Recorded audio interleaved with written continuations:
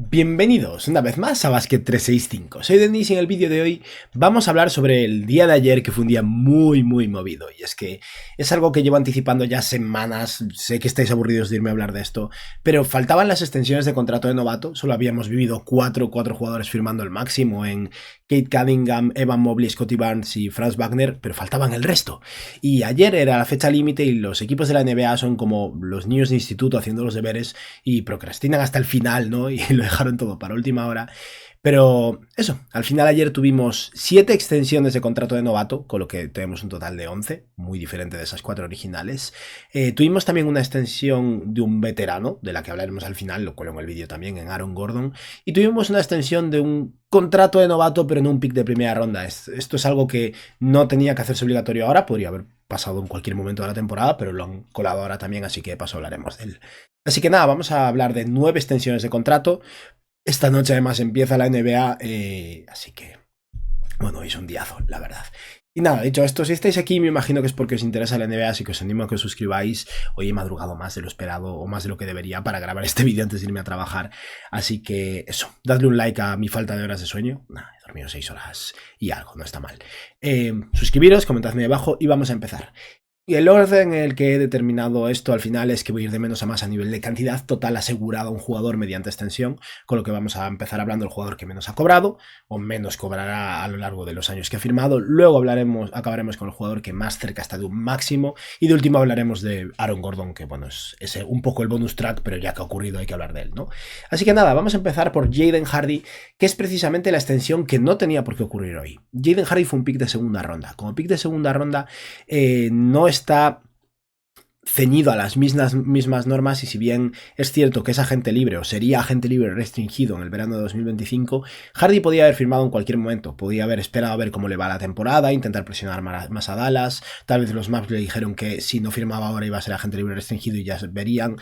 No sé, sea como sea, al final Hardy ha llegado a un acuerdo de 3 años y 18 millones de dólares. Y esto no lo sé 100%, pero según veo en Spotrac, no lo he leído en otros lados, indica que hay una opción del equipo en el último año además. Esto es una versión un poco ampliada y un poquillo más elevada de la extensión de José Alvarado hace unas semanas. Alvarado firmó 2 años, siendo el segundo opción del jugador. En este caso, Hardy se garantiza más dinero porque se garantiza como mínimo los 2 primeros años, cobrando unos, 5 millones y medio y luego 6 millones y medio por año. Y luego el tercer año, si le ha ido mal, es cierto que corre riesgo de que los Maps lo corten, pero si le ha ido bien, o un poco la línea de lo que debería ir, es un jugador joven con talento, un probable sexto hombre tal vez.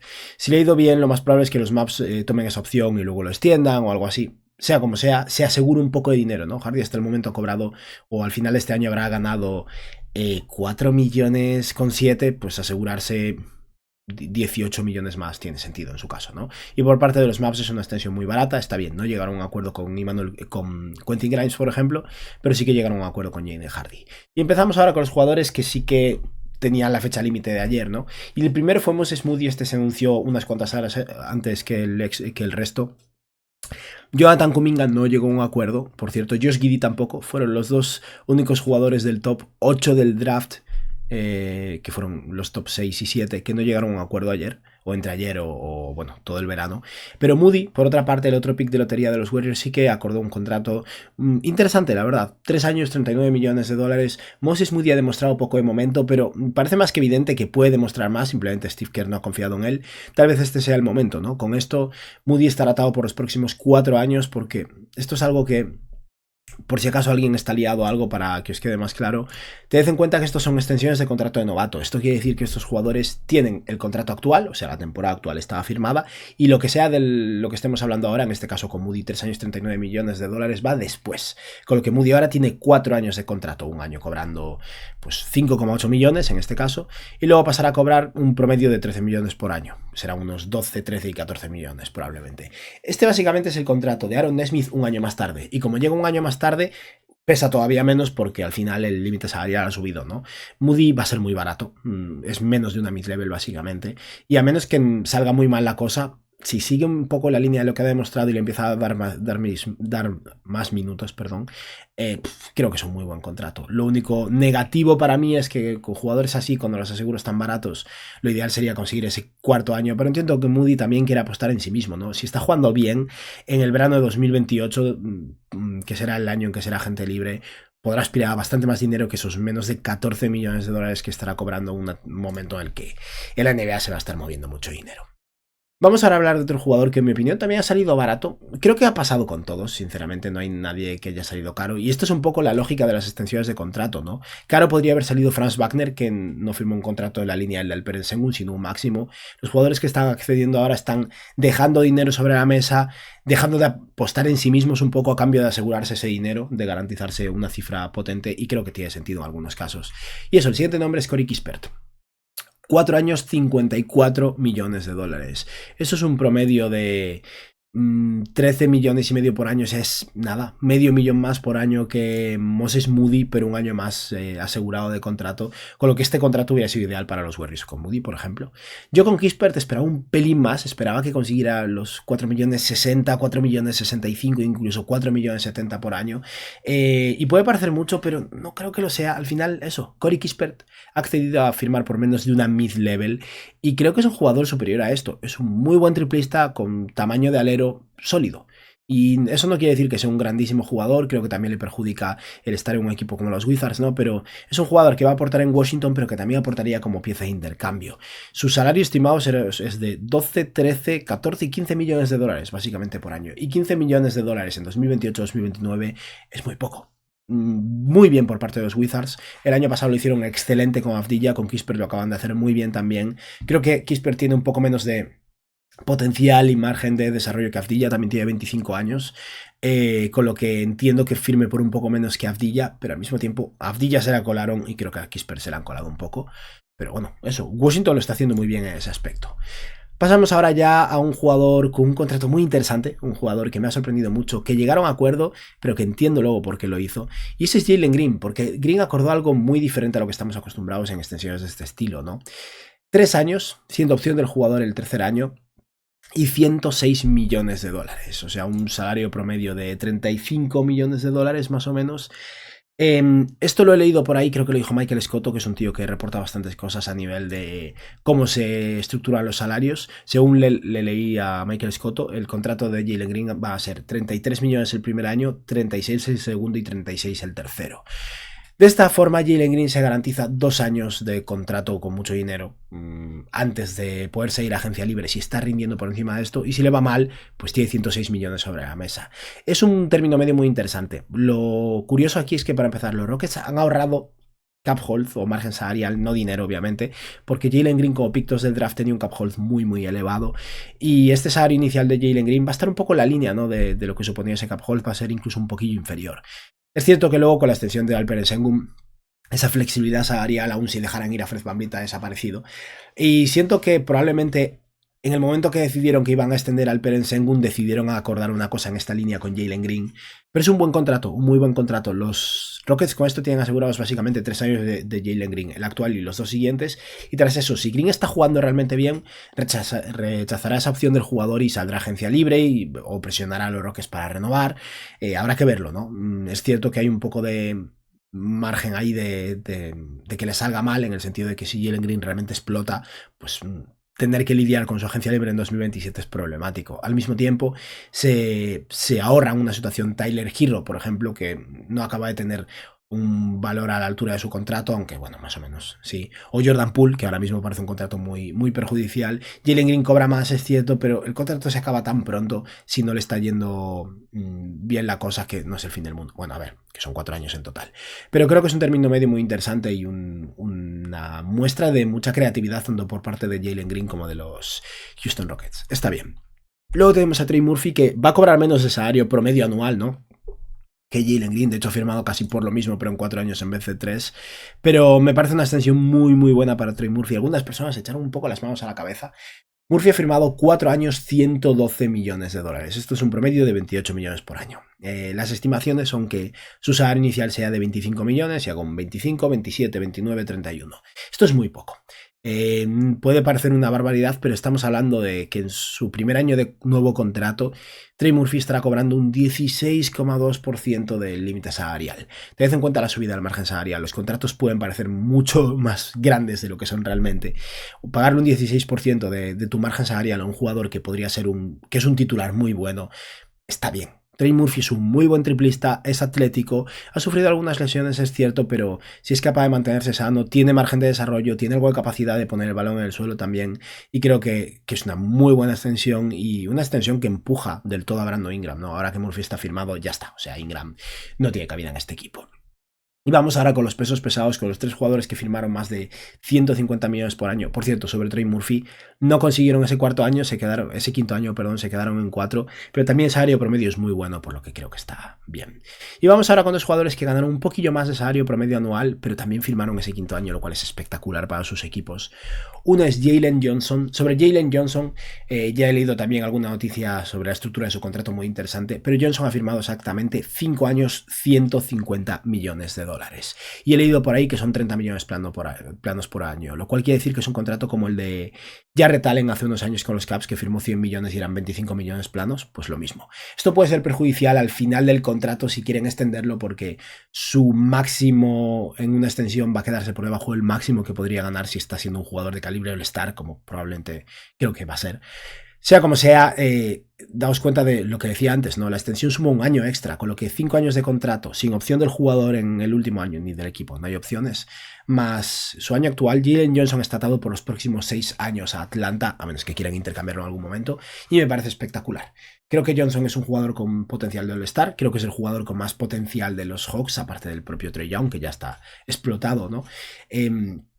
La temporada pasada promedió 34 minutos de juego, 16 puntos y casi 9 rebotes, con algo de capacidad de pase, desarrollándose como tirador. Es un jugador súper atlético, tiene potencial defensivo, tiene solo 22 años. Es un muy buen contrato y una muy buena inversión por parte de los Atlanta Hawks en eso. Un jugador que va a cobrar 30 millones planos cada año. Y 30 millones el primer año pueden parecer mucho, elevó un poco, ¿no?, los salarios de los Hawks. A largo plazo, una vez pases el tercer, cuarto, quinto año, es una auténtica ganga. 30 millones por Jalen Johnson en el último año va a ser pagarle como un 14% del límite salarial o algo así a un jugador que estará en su prime absoluta, tendrá 28 años y tal vez sea un All-Star durante múltiples años en ese momento. Es un muy, muy, muy buen contrato. Y Jalen Suggs ha ganado exactamente medio millón más. 5 años, 150,5 millones de dólares. Sobre Jalen Suggs no he leído nada sobre la estructura del contrato. Lo que sé es que, igual que en el caso de Jalen Johnson, no tiene opción del jugador ni del equipo al final, con lo que Suggs está también atado por 6 años en total. Y es cierto que los números no saltan tanto a la vista, ¿no? Con Johnson ves 16 puntos y 9 rebotes ya, con Suggs ves 12 puntos, 3 rebotes, 2,7 asistencias, pero Suggs es un defensor de élite. Estamos hablando de un jugador all defense ya, que seguramente vaya a seguir ahí.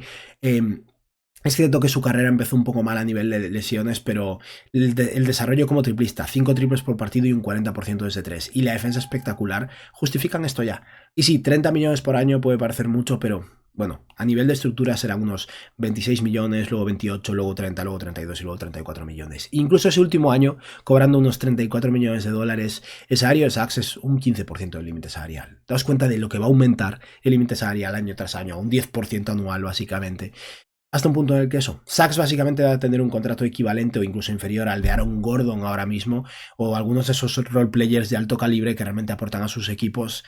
Está muy bien. De verdad, el contrato está súper, súper bien. Estoy encantado con los Magic. Siento que le han pagado demasiado a Franz Wagner. Probablemente Wagner debería estar cobrando un pelín menos. Pero la suma de Jalen Suggs más Franz Wagner asegurados y el hecho de que Suggs les haya salido tan barato, porque les ha salido barato de verdad, está muy bien. Muy buen trabajo por parte de los Magic. Y ya para acabar, eso. Hay otro equipo que, igual que Orlando, firmó a Franz Wagner y a Jalen Suggs. Los Houston Rockets lo hicieron toda última hora, pero extendieron a Jalen Green y a Alperen Sengun. Y este contrato es muy interesante. De entrada me falló el cerebro, estaba un poco dormido ya, pero calculé que había dejado sobre la mesa 29 millones, pero no, ha dejado 39 millones sobre la mesa. Alperen Sengun ha firmado 5 años, 185 millones de dólares, el máximo que firmaron Wagner, Barnes, Keith y Mobley, por ejemplo. Bueno, si por ejemplo esos 4, es de 5 años, 224 millones. Con lo que eso, la diferencia es 39 millones de dólares. ¿Qué ha conseguido Alperen Sengun a cambio? Una opción en el último año. Y esto es interesante porque Sengun básicamente va a ser barato para su rendimiento 100% durante los próximos 5 años, o sea, su año actual y los 4 primeros de extensión, y tras eso, si está rindiendo bien, tendrá una opción de 42 millones de dólares, pero podrá rechazarla porque en ese momento vendrá a cobrar un 19% de límite salarial y podrá aspirar a cobrar un 30% de límite salarial. Eso implica obviamente una subida a los 50 y algo millones de dólares un año antes, ¿no? Pero estamos hablando de 2029-2030. Si Sengun ha salido bien, si es un jugador de calibre All-Star bueno, que es lo que aparenta, ¿no? Teniendo en cuenta que viene de promediar 21 puntos y 9 rebotes con 5 asistencias por partido, no es el fin del mundo. Y al final, lo que ha pasado aquí es que Houston se ha visto forzado, o bueno, ha conseguido un descuento tan bueno que no podían rechazar esta opción, ¿no? Los Rockets probablemente se estaban planteando buscar la ruta del margen salarial el año que viene, y para eso tenían que mantener el cap hold del Peren Sengun, que suponía creo que unos 16 millones o algo así. Pero cuando llegas a un acuerdo con Sengun, el que está dejando sobre la mesa 40 millones a lo largo de los años, y va a cobrar pues 32, 34, 37, 39 millones y medio, y luego será agente libre probablemente, es muy difícil no aceptar esto. Al final ganan flexibilidad a lo largo de los años a cambio de no tener margen salarial el año que viene, y creo que eso, una vez Sengun accedió a un contrato en esta línea, o estaban cerca de acordar un contrato en esta línea con Sengun, un promedio de 37 millones por año por un jugador que va a ser un All-Star probablemente, es el momento en el que seguramente decidieron también aprovechar y llegar a un acuerdo con Jalen Green, porque si ya no tienes flexibilidad salarial, es interesante mantener a Green porque es un buen jugador y un jugador con potencial, ¿no? Creo que esta extensión es muy buena. Lo de siempre, ¿no? Cuando negocias extensiones de contrato de novato, lo ideal es conseguir ese último año, pero aquí entiendo por qué la han rechazado o por qué han accedido a que tenga una opción, ¿no? Es mucho ahorro a lo largo de los años, y a ver qué hace Houston con esta flexibilidad o este ahorro que ha conseguido, porque puede llegar a ser muy interesante. Y nada, ya para acabar, es un vídeo largo y es que tengo que irme a trabajar en cuanto suba el vídeo, así que habrá que volar un poco. Ha habido una extensión, no de novato, pero sí una extensión que tenía que ocurrir ahora o no podría ocurrir hasta el verano que viene. Y es la de Aaron Gordon, así que quiero hablar de ella. ¿Por qué esto no podía ocurrir hasta el año que viene? Es muy sencillo. Porque a Aaron Gordon no le quedaba solo este año de contrato, le quedaba un año más en el que tenía una opción del jugador. Y todas las filtraciones o noticias que surgían en torno a las negociaciones de los Nuggets con Aaron Gordon, recordemos que los Nuggets últimamente están siendo un poco escuetos con el dinero, ¿no? Y están apretando bastante. Todo parecía indicar que Aaron Gordon estaba pidiendo un máximo y los Nuggets no querían dárselo. Al final le han dado ese máximo, pero tened en cuenta una cosa: un máximo en una extensión, un máximo de lo que podían pagarle según esa extensión. No es lo mismo que el máximo real. Aaron Gordon lo máximo que podría ganar era una subida del 140% con respecto a su salario, y eso es lo que le han concedido. Pero hay un truco, y es algo que realmente es muy positivo para los Nuggets. Aaron Gordon ha conseguido ese máximo, pero durante 3 años, y el cuarto año se completa con él tomando la opción, lo cual quiere decir que en vez de escalar su salario un 40% la temporada que viene, Aaron Gordon el año que viene cobrará 22,8 millones de dólares 22,8 millones de dólares en vez de saltar a los 32 millones o así, lo cual ahorra muchísimo dinero a los Nuggets en impuesto de lujo. Y luego sí que escala durante 3 años. O sea, Gordon ha conseguido su máximo, solo que llega un año más tarde, un término medio, ¿no? Y el máximo de Aaron Gordon son 3 años, 103 millones de dólares, o sea, un promedio de algo menos de 35 millones por año. Lo único que me preocupa de esto es que Gordon es un jugador con un físico extraordinario y mucho de su impacto viene de ese físico, y al final tendrá 31, 32 y 33 años en ese momento. También he de decir que Gordon se lo merece. Lo que ha aportado a Denver, el hecho de que sin él no hubieran ganado un anillo, a mí me parece suficiente como para justificar pagarle, bueno, eso, pagarle. Probablemente ese contrato sea un poquillo malo en ese momento, eso, 35 millones de promedio por Aaron Gordon cuando esté superando la treintena puede ser perjudicial, pero han hecho un muy buen trabajo asegurándose un año extra más barato, ahorrándose muchísimo dinero. Creo que he leído ya que 60 y algo millones en impuesto de lujo de cara a la próxima temporada. Y al mismo tiempo, pues le han pagado a un jugador al que tenían que pagarle y se han librado un problema más, ¿no? Es cierto que ahora la extensión de Aaron Gordon va a coincidir con las extensiones de Christian Brown, Peyton Watson, Quadrant Timing, pero es cierto que esos jugadores les iban a pagar de un modo u otro, y si le pagaban a Aaron Gordon, la diferencia es que le pagan un año antes o después. Le iban a estar pagando igual. Bien por Denver, le han pagado a Jamal Murray, le han pagado a Aaron Gordon, por lo menos están compensando un poco ese mal trabajo, en mi opinión, que hicieron a la hora de mantener a Kentavious Caldwell-Pope, y han dedicado esos recursos a otros jugadores, ¿no?